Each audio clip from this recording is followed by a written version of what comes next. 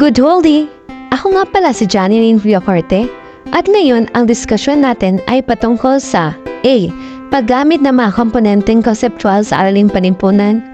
B. Bloom's Revised Taxonomy. C.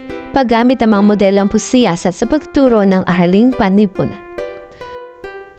Ano-ano nga ba ang tatlong ito? Tumako tayo sa paggamit ng mga komponenteng konseptual sa araling panlipunan. Ang araling panlipunan ay isang pangunahing kategorya ng mga disiplinang pang-akademiko na may kinalaman sa lipunan at sa mga ugnayan ng mga individual sa loob ng isang lipunan. Marami itong sangay na ang bawat isa ay tinuturing na agham panlipunan.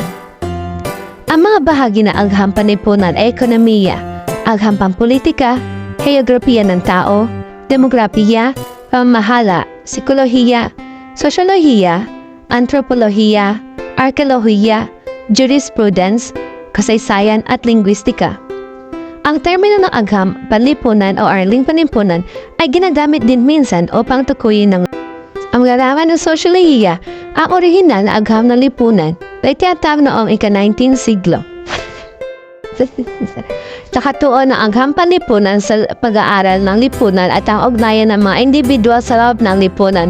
Sinasaklaw ng agham panlipunan ang malawak na spektrum ng mga paksa, kabilang ang ekonomiya, agham pampolitika, sosyolohiya, kasaysayan, arkeolohiya, antropolohiya at batas. Tinutulungan tayo nito ng paunlarin ng ating sistema ng edukasyon at lipunan. Ito ay may malaki at malawak na kaalaman na nilikha ng lahat ng kanilang mga bahagi. Ang larawang ito ay tinatawag na conceptual framework ng araling panlipunan. Ito ay spiral approach. Ang ideya sa spiral of progression approach ay upang inantad ang mga mag-aaral sa isang malawak na pagkakaiba-iba ng konsepto, paksa, at disiplina. Hanggang sa sila ay makabisado sa pamamagitan ng paulit-ulit na pag-aaral, ngunit may iba't ibang pagpapalalim ng pagiging komplikado. Dumako naman tayo sa Bloom's Revised Taxonomy.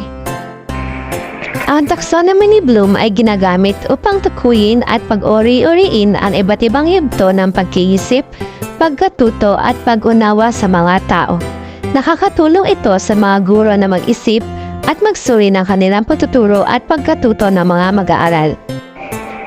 Ang Bloom's Taxonomy ay tumutulong sa mga guro na maunawaan ang mga layunin ng pagtuturo sa silid-aralan. At ang panghuli naman ay ang paggamit ng mga modelong pagsisiyasat sa pagtuturo ng araling panlipunan. At ang modelong pagsisiyasat na ito ay tinatawag na inquiry-based learning. Inquiry-based learning. Ang sabi dito, good learning starts with questions, not answers. Ano ang inquiry-based learning? Ito ay isang proseso ng pag-aaral na umaakit sa mga mag-aaral sa pamamagitan ng paggawa ng mga tunay na connection sa mundo or real-life experiences sa pamamagitan ng paggalugad at mataas na antas ng pagtatanong.